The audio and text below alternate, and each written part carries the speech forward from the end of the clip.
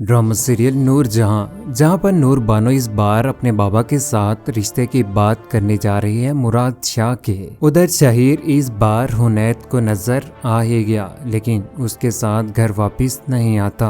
नूर बानो की जिंदगी तो इस बार नूरजहां तबाह करके ही रहेगी, उसको उसके बाबा के खिलाफ करके। आने वाली किसकी मुकम्मल कहानी में आप सभी दोस्त देखेंगे। हुनैत इस्लामाबाद जा चुका है अपने ही कामों के सिलसिले में, लेकिन तलाश तो इस बार वो सफीर को भी कर नहीं जा रहा है, लेकिन उसे नहीं मिलता। जैसे ही वो गुजर रहा होता है, यहाँ पर उसकी माँ की भी उसे कॉल आ जाती है। कहती है कि मिला है शहीर अभी तक के नहीं, लेकिन वो अपनी माँ को जवाब दे तो क्या दे। नूरजहां भी तो हुनैत के ऊपर टूट ही पड़ी है। उसे तो उसने धमकी लगा कर भेजा था कि शहीर को ढूंढ कर लाना है। अगले ही रोज अपनी जॉब के ऊपर जा रहा होता है सफीर, तो यहाँ पर इस बार उसकी मुलाकात हो ही जाएगी अपने बड़े भाई हुनैत के साथ। जैसे लिफ्ट से वो बाहर निकलता है तो यहाँ पर फोन कॉल सुन रहा है हुनैत। जैसे उसका आमना सामना अपने भाई के साथ होगा छोटे के, तो वो उसे मनाने की भरपूर कोशिश करेगा कि मेरे साथ चलो, जिस भी लड़की के साथ तुमने निकाह किया है जल्द अज जल्द उसे छोड़ दो। वहाँ पर घर में सुम्बुल तुम्हारा इंतजार कर रही है और नूरू मामा भी। लेकिन सफीर उसकी बिल्कुल भी कोई भी बात नहीं सुनता और कहता है कि मैं कभी भी अब घर वापस नहीं आऊंगा,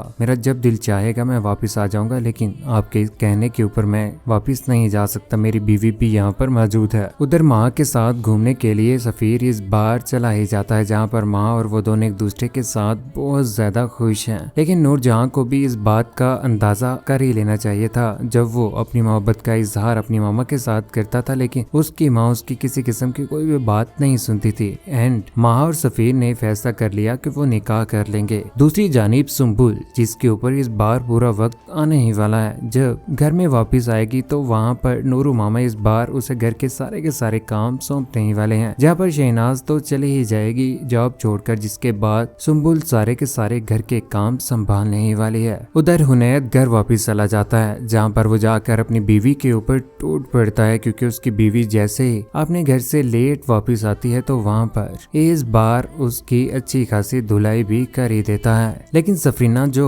प्रेग्नेंट है वो ये सब कुछ बिल्कुल भी बर्दाश्त नहीं कर पाएगी कि उसका शोहर उसके ऊपर जुल्म करेगा। यहाँ पर वो इस बार बेहोश होने ही वाली है, जिसके बाद उसे हॉस्पिटल लेकर जाया जाएगा। उधर पहुंच ही जाता है हुनैत इस बार अपनी माँ के पास, जहाँ पर वो जाकर सारा का सारा मुआवजा सुना ही देता है। कहता है कि मुझे नजर आया था सफीर, उसे मैंने मनाने की कोशिश की, लेकिन जबरदस्ती तो उसे अपने मैं साथ लेकर नहीं आ सका। लेकिन नूरजहां, जिसे आज भी अपने बच्चों के ऊपर यकीन है, कहती है कि कोई बात नहीं, उसके सर के ऊपर मोहब्बत का ना भूत सवार है, मैंने बड़े लाड प्यार नखरों के साथ उसे पाला हुआ है, इसका भूत है उतर ही जाएगा जल्द अज जल्द, यहाँ पर ही उसे लौट कर आना है। हुनैत उनकी बातें सुनने के बाद अक्का बक्का रह जाता है और नूरू मामा के पास से उठकर चला ही जाता है। नूरजहां ने वाकई अपने बच्चों को अपने काबू में किया हुआ है, जो कभी भी उसे छोड़कर नहीं जाएंगे। सफीर बहुत जल्द घर वापिस आने वाला है, जिसके बाद वो सुम्बुल और माँ के साथ भी गलती करेगा,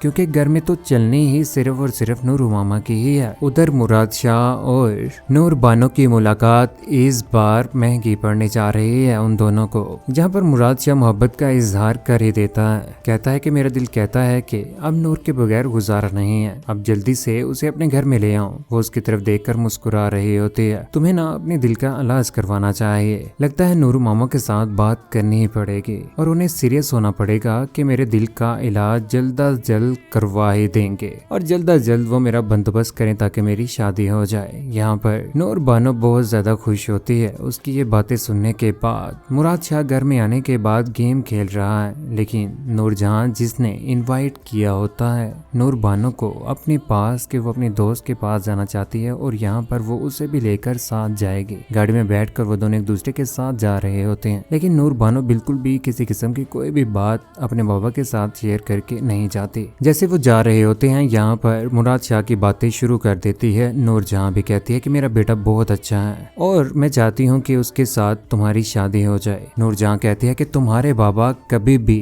मुझ जैसे हकीर खानदान के साथ रिश्ता नहीं जोड़ना चाहेगा, कभी अपनी बेटी का हाथ मेरे बेटे के हाथ में नहीं देगा। ये बात सुनने के बाद यहाँ पर नूर बानो कहती है कि आप परेशान मत हो और अपने आप को इस तरह से मत कहें, मैं आप लोगों के साथ साथ हूँ, जबरदस्ती भी अगर मुझे करना पड़ा तो मैं मुराद शाह के साथ निकाह करूंगी, अपने बाबा के खिलाफ जाकर भी। नूर बानो घर में आ जाती है जहाँ पर वो जाकर अपने बाबा को बहुत ज्यादा टाइम दे रही है। बाबा की इतनी क्लोज हो जाती है यहाँ तक कि उसके साथ अपनी इस बार मुराद शाह और उसकी बात भी करने ही वाली है, लेकिन उससे पहले वो शादी के बारे में कहेगी कि आपने क्या सोचा हुआ है। जहाँ पर मुख्तियार शाह उसे परेशान देखता है और उससे पूछने की भी कोशिश करता है कि बेटा खैर तो है ना, कोई मिले तो सही, मुझे अपनी बेटी के काबिल खानदान में कोई भी नहीं है तुम्हारी उम्र का सिवाय नूरजहां के खानदान के, उसी के बच्चे सिर्फ और सिर्फ तुम्हारी हम एज के हैं। लेकिन नूर बानो, जिसे आज समझ नहीं आ रहे, खाने की टेबल पर बैठकर अपने ही बाबा के सामने खामोशी के साथ किसी किस्म की कोई भी बात नहीं करती। आखिर बाप ही है। और मुख्तार शाह जो अपनी बेटी को परेशान देखकर समझ ही नहीं सकता क्या?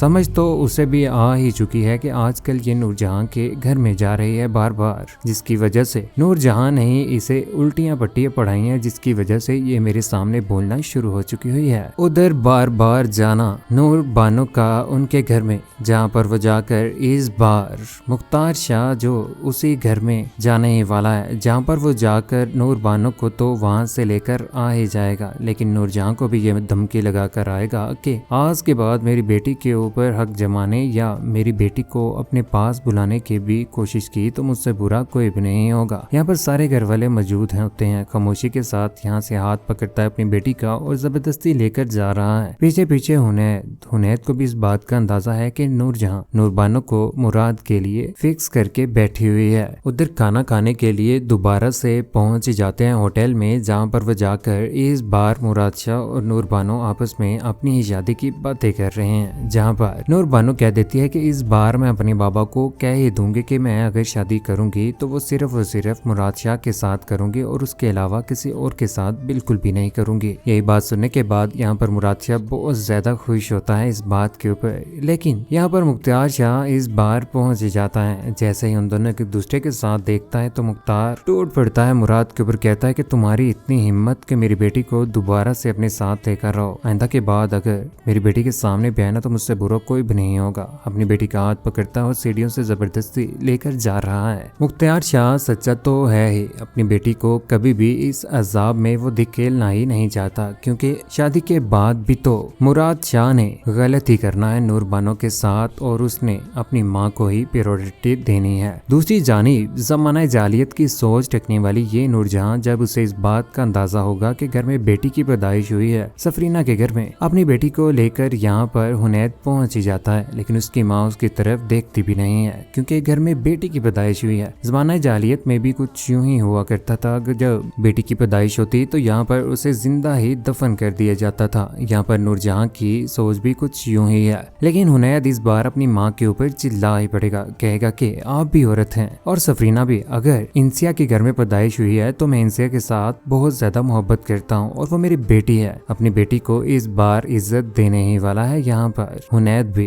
कौन कौन चाहता है कि वाकई ही मुराद शाह और नूरबानो को एक होना चाहिए, क्योंकि यही मुराद शाह और उसके भाई नूरबानो के बाप के कातिल भी होने वाले हैं। और नूरजहां ने जिस तरह से घर में इंसिया की पैदाइश पर किया, क्या ये दुरुस्त था? अपनी कीमती राय के साथ नीचे कमेंट सेक्शन में जरूर दीजिएगा। चैनल को सब्सक्राइब करने के बाद बेल का बटन जरूर दबाइएगा। अपना ख्याल रखिएगा, दुआ में याद रखिएगा। अल्लाह हाफिज।